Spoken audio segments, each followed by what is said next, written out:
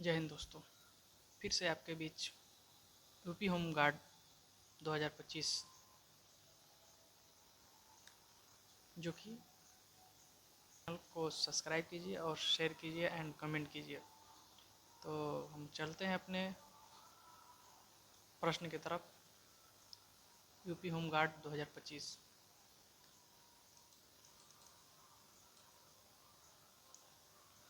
ठीक है दोस्तों, पहला प्रश्न कह रहा है हमारा कि कार्य का मात्रक क्या होता है। कार्य का मात्रक क्या होता है? कार्य का मात्रक क्या होता है? जूल होता है। कार्य का मात्रक क्या होता है दोस्तों? तो जूल होता है। कार्य का मात्रक जूल होता है। दूसरा प्रश्न है कि एक ही प्रकार का परमाणु निम्न में से किसमें मिलता है? किसमें मिलता है? प्राकृतिक तत्व में मिलता है। ठीक है दोस्तों, तो एक ही प्रकार का परमाणु निम्न में से किस में मिलता है? तो प्राकृतिक तत्व में मिलता है। तीसरा प्रश्न,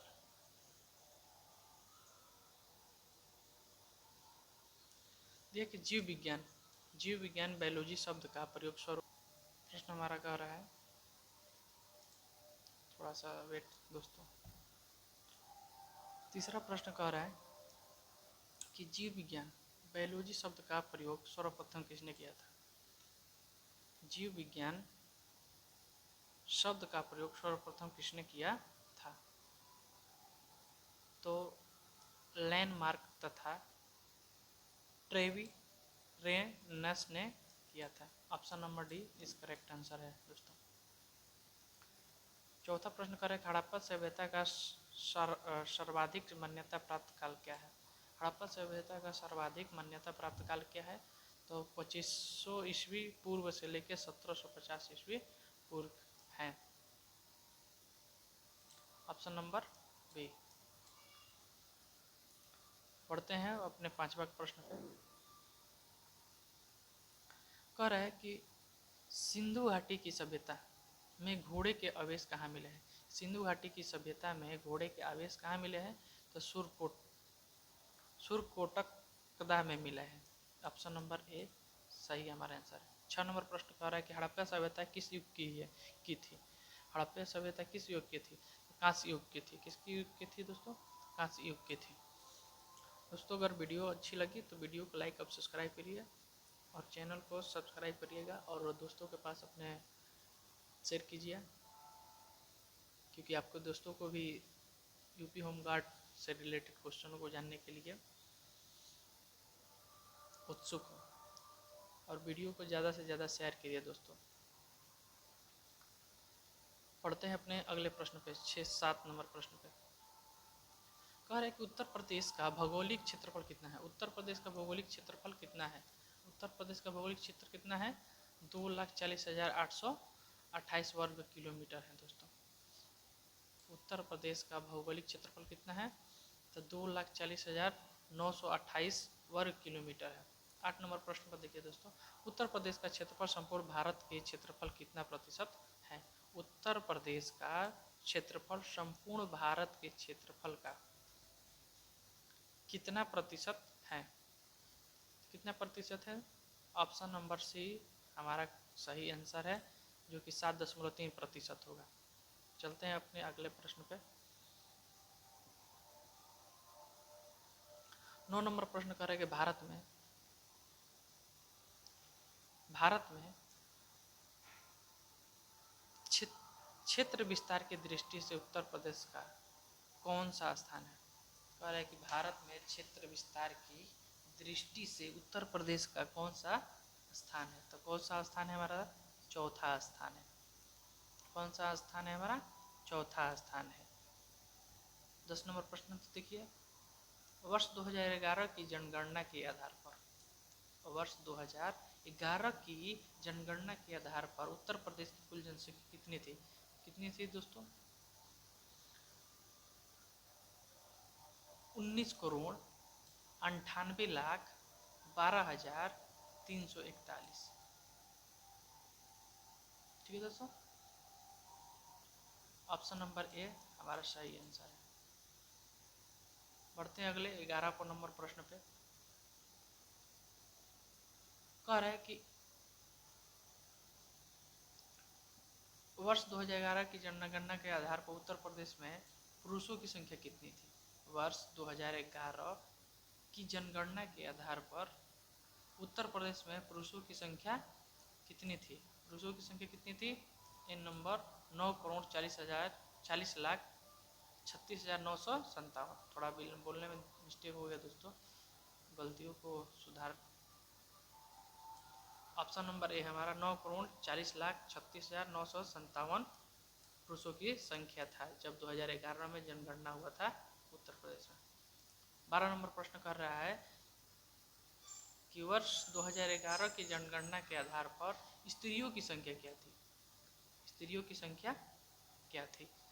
तो 9,53,31,831। ऑप्शन नंबर सी 12 नंबर प्रश्न का आंसर होगा। दोस्तों एकदम लेटेस्ट सवाल है, बहुत ही शानदार है, जो कि बहुत ही मेहनत लगा है इसको बनाने में।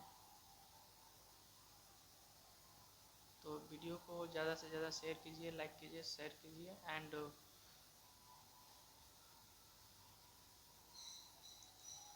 13 नंबर प्रश्न देखिए, भारत की संपूर्ण जनसंख्या में उत्तर प्रदेश का अंशदान कितने प्रतिशत है? कितने प्रतिशत है? कितना है दोस्तों? ऑप्शन नंबर सी इस करेक्ट आंसर है, 16.51% है। 14 नंबर प्रश्न कर रहा है कि जनसंख्या की दृष्टि से उत्तर प्रदेश का सबसे बड़ा जिला कौन सा है? तो प्रयागराज है। कौन सा है दोस्तों? ऑप्शन नंबर बी है हमारा सही आंसर, प्रयागराज। जनसंख्या की दृष्टि से उत्तर प्रदेश का सबसे बड़ा जिला कौन सा है? तो प्रयागराज है, इलाहाबाद जिसको पहले के समय में कहा जाता था।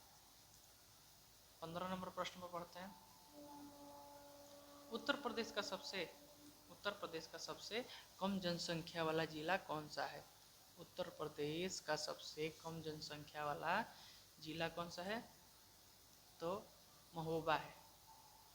कौन सा है? ऑप्शन नंबर सी हमारा सही उत्तर है, महोबा। 16 नंबर प्रश्न देखिए, उत्तर प्रदेश का सबसे बड़ा नगर जनसंख्या की दृष्टि से कौन सा है? तो कानपुर है। ऑप्शन बी हमारा सही उत्तर है, कानपुर। उत्तर प्रदेश का सबसे बड़ा नगर जनसंख्या की दृष्टि से कौन है? तो कानपुर है। 17 और 18 नंबर प्रश्न में पढ़ते हैं। 17 नंबर प्रश्न कह रहा है कि 2011 की जनगणना के आधार पर 2011 की जनगणना के आधार पर प्रदेश में साक्षर पुरुषों का प्रतिशत कितना है? कितना है? 77.3%। 77.3% हमारा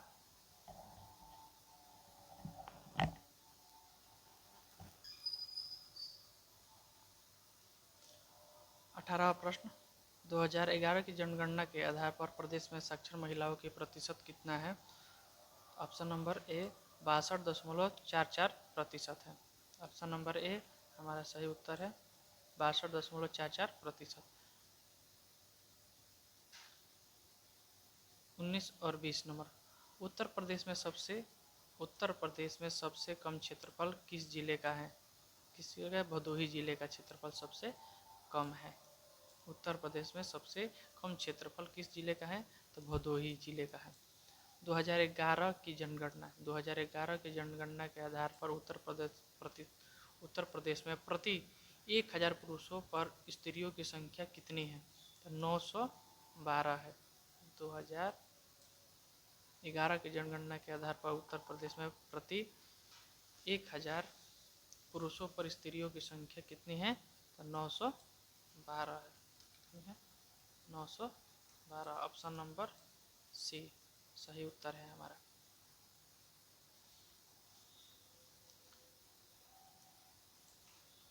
बढ़ते हैं 21 और 22 नंबर प्रश्न पे।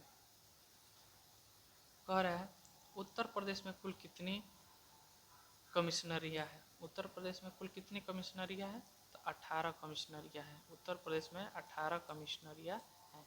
22 नंबर प्रश्न, भारत की जनसंख्या का लगभग कितना भाग उत्तर प्रदेश में रहता है?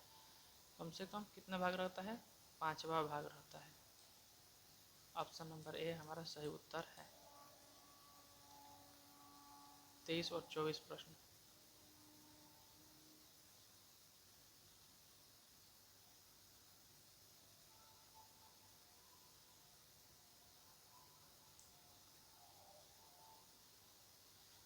सन 2011 की जनगणना के अनुसार भारतवर्ष की जनसंख्या कितनी थी? सन 2011 की जनगणना के अनुसार भारतवर्ष की जनसंख्या कितनी थी? तो ऑप्शन नंबर ए हमारा सही उत्तर है। कितना? Option number A 1 Arab 21 crore 8,54,977। Option number A हमारा सही आंसर है। 24 नंबर प्रश्न। उत्तर प्रदेश का विभाजन कर उत्तराखंड राज्य कब बना? उत्तर प्रदेश का विभाजन कर उत्तराखंड राज्य कब बना? तो 19 नवंबर 2000 में बना। ऑप्शन नंबर बी सही हमारा उत्तर है। 25 नंबर प्रश्न। सन 2011 की जनगणना के अनुसार उत्तर प्रदेश में साक्षर व्यक्तियों की संख्या कितनी है? सन 2011 की जनगणना के अनुसार उत्तर प्रदेश में साक्षर व्यक्तियों की संख्या कितनी है?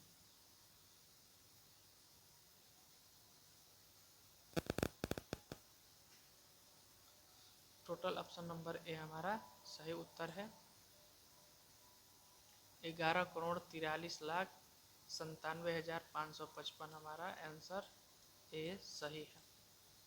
26 नंबर प्रश्न। सन 2011 की जनगणना के अनुसार प्रदेश में साक्षर पुरुषों की संख्या कितनी थी? 6,82,34,964। ऑप्शन नंबर ए हमारा सही उत्तर है। 26, 27 और 28 प्रश्न पे। सन 2011 की जनगणना के अनुसार उत्तर प्रदेश में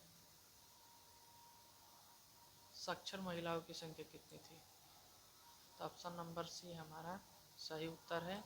4,61,65,991।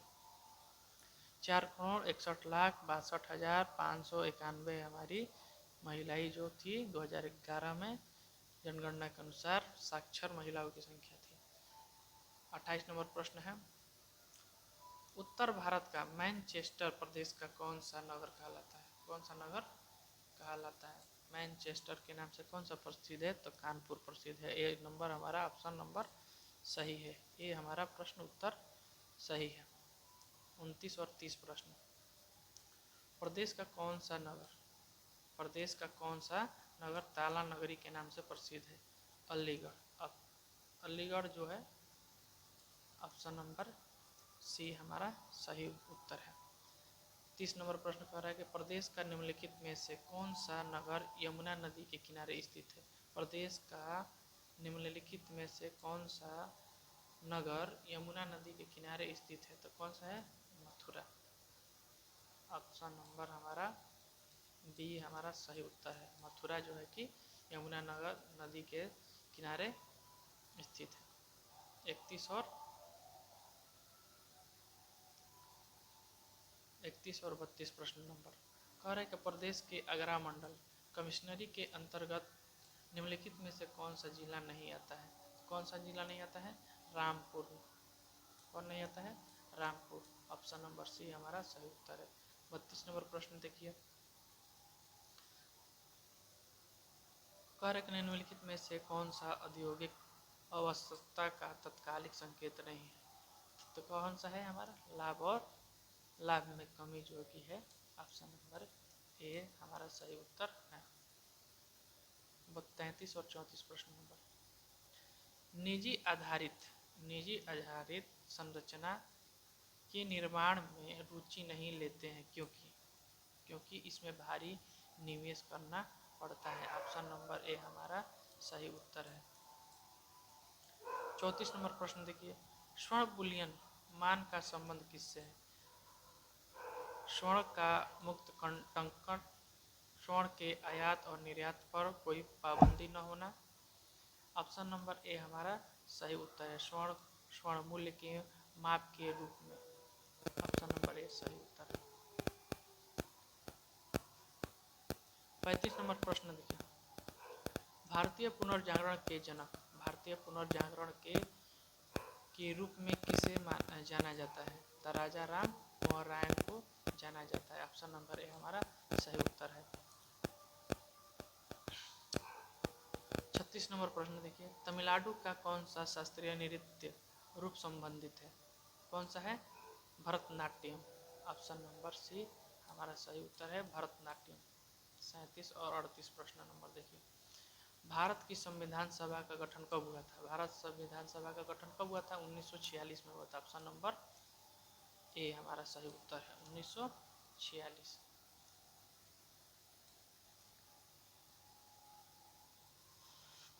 38 नंबर प्रश्न कह रहा है कि भारतीय संविधान की प्रारूप समिति के अध्यक्ष कौन थे? तो डॉक्टर भीमराव अंबेडकर जी थे।